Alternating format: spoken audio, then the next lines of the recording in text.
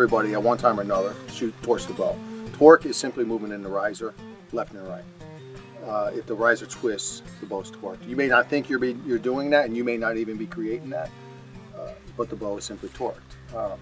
The best way to tell, the simplest way, is if you draw your bow and you come to a practice anchor position and keep your finger safe behind the trigger and just take a look up at the top wheel or cam of your bow. There's a track in the cam, and the string should essentially be tracking straight onto that wheel or that cam on your bow. If your string is pulling hard left or right off of that cam, you're definitely torqued. What happens when you shoot the bow? You fire the bow, you want the nock to fly straight forward.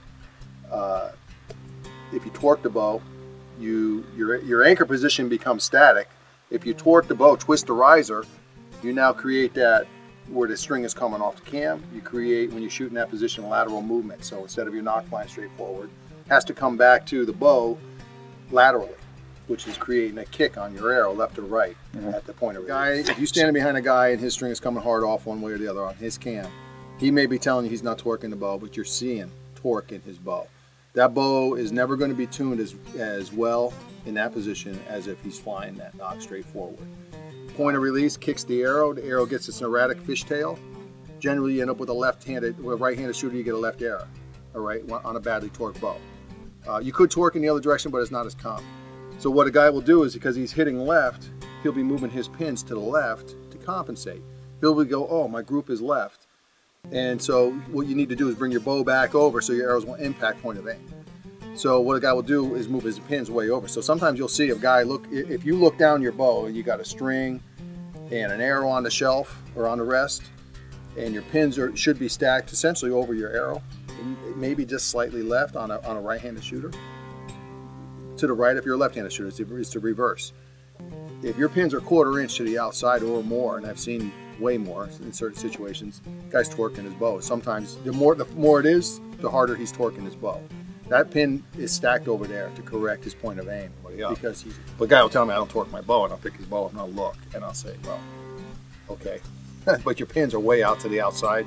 That shooter's obviously torquing his bow. But what'll happen with the square up on the bow is, after you begin to understand that, what you will do is begin to naturally adjust your hand position.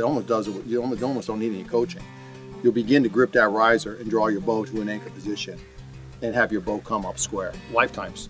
Guys older than me, hunting since they were kids, never developed really any accuracy, They have maybe some kind of acceptable hunting accuracy in their mind that they can group arrows acceptably well. The standard in the old days was, and anybody that's been around as long as me will know, that we used to hit a 9-inch pie plate or an 8-inch pie plate at 20 yards. Okay, now you can go hunting, right? I mean, nobody nowadays with the modern bow equipment is going to be satisfied hitting an 8-inch pie plate at 20 yards. You really should be able to hit golf ball at 20 yards, in my opinion. So that's how much it's changed through the years. The equipment's gotten a lot better, but the understanding from the archery consumer has not really grown. The guy just gets better equipment, shoots better. But bow torque has never go away. Bow torque is twisting the riser. As long as you shoot bows, you're going to have bow torque. So I've been shooting a bow all my life. I'm 51 years old. So I got 30 years plus bow hunting experience. Since I was a young adult, I started shooting a bow and arrow, hunting deer. I never understood what bow torque was. I'd miss a shot, I'd say, no, I torqued the bow. It's kind of part of our hunting jargon, right, is torque. I torqued my bow. But I would say that, and I would not really fully understand it, grasp it. Conceptually, I didn't know what bow torque was. When I figured out what bow torque was, is really what kind of led me to shooting better, first of all, and then that epiphany moment when I said, hey, I'm gonna put a little reference here on my bow. I can correct this. So, and I believe that that's the hunting community at large. A lot of bow hunters are good hunters, and they love hunting deer. They're not necessarily, archery experts. They don't understand that bow mechanics. They don't understand what bow torque is. So I just kind of make my mission to tell people what bow torque is and tell them I have a way to correct that.